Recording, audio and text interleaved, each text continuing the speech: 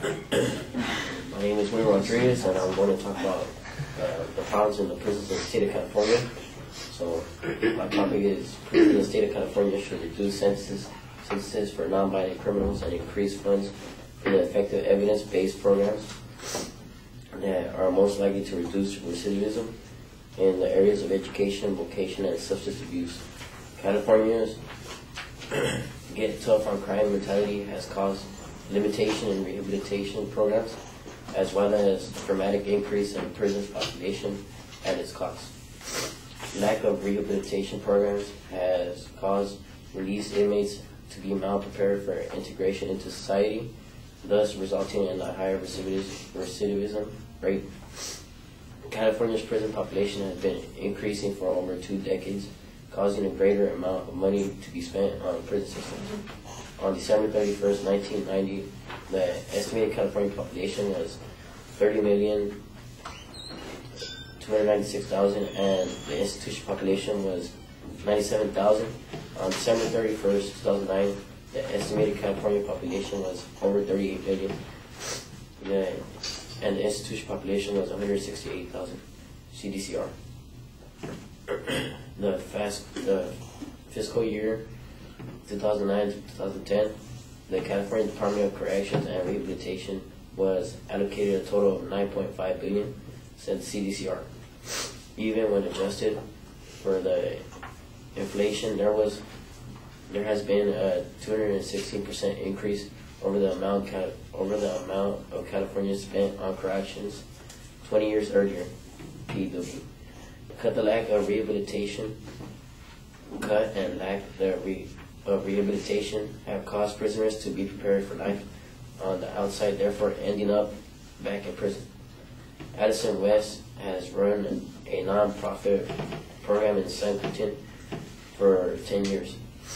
There have always been waiting lists. There have always been more prisoners who need programs and want programs than are available to them. She says,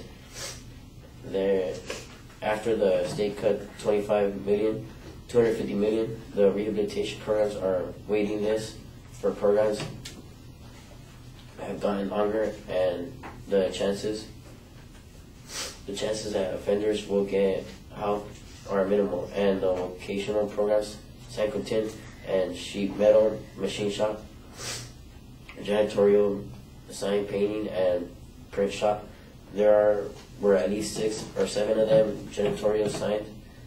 Or there were at least 6 or 7 of them, and there were down to 2. So there were wait lists to get into the programs, and now most of them are gone. KLW News. California San Quentin is one of the few prisons in the country that offers college-level courses, and the Prison University Project, which offers 20 classes in English, math, and humanities. Social science and Spanish also has a long waiting list being used. A 3-month treatment model for male inmates was phased in the 9 prison, replacing CDRC's provision 6 to 36-month programs. 3-year follow-up recidivism rates for all paroled felons released from prisons for the first time in 2005 was 58.99%. In 2009, there were 18,627 PVWNT CDCR. Now, not only parole's fault, they are simply not provided the tools to succeed. Approximately 50% of parolees in the California sample are functional illiterate. See SAGE. The average offenders in California prisons reads at the 8th grade level, CDCR. In 2004, 53% of persons in a state prison were identified with drug dependence or abuse problems, but not only 15% were receiving professional treatment. Get tough on crime mentality has caused the enactment of longer prison sentences. In March 1994, Governor Pate Wilson of California signed the nation's first 3 strikes law. law has good intentions, but is applied to many non-violent crimes. California's legislation is the most expansive, allowing allowing strike 3 to be any felony and doubling the sentence for a second strike. Controversial cases in which non-violent individuals have been sentenced under 3 strikes include a Jerry Williams whose 3rd strike was grabbing a slice of pizza from the child's likewise.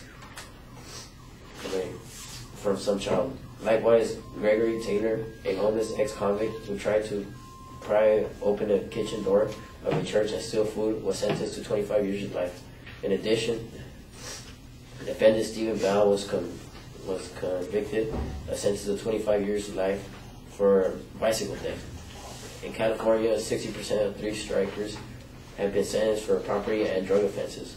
As of 1995, more people have been sentenced under California's 3 strikes law for simple marijuana possession than for murder, rape, and kidnapping combined.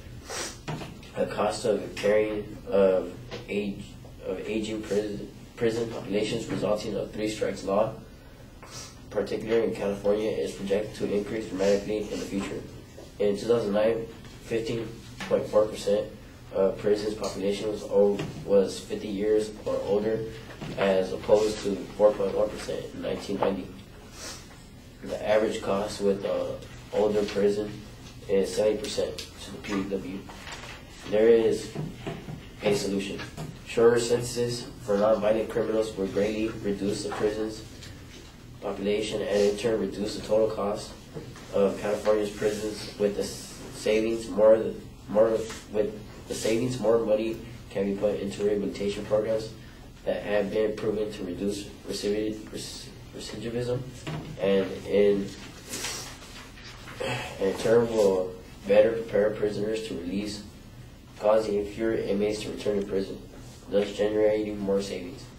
By not applying the 3 strikes law on nonviolent criminals, our safety will not be put at risk, and the amount of money California spends on prisons will be greatly reduced. In December 31st, 2010, there were a total of 23,271 second strikers and a total of 8,727 third strikers. Combined total 40,998. Only 1,359 inmates account for murder, manslaughter, rape, and kidnapping.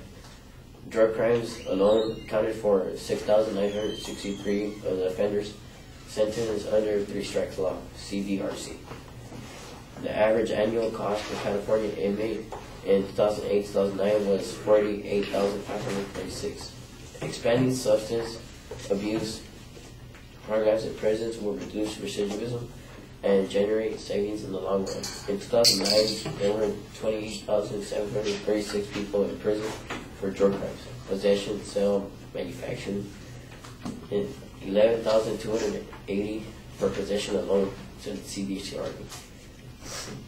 In prison services, social, cognitive, and behavioral counseling, life skills training, health-related education, and relapse prevention. It is estimated that for every dollar spent in additional treatment programs, there is a $4 to $7 reduction in the cost of drug-related crimes, NIDA. Untreated substance abuse adds significant costs to communities, including violent and property crimes, prison expenses, court and criminal costs, emergency room visits, child abuse, neglect, lost child support, foster care and welfare costs, unemployment, and victimization, NITA. According to the estimate, a male drug user may commit 80 to 100 serious property offenses per year to pay for his drugs. In 2004, 17% of the state prisons and 18% of the federal inmates said they committed their current offense to obtain money and drugs. The return to custody after rate 2 years of offenders completing both in prison and community-based treatment. In 2005-2006 were 35.3% compared to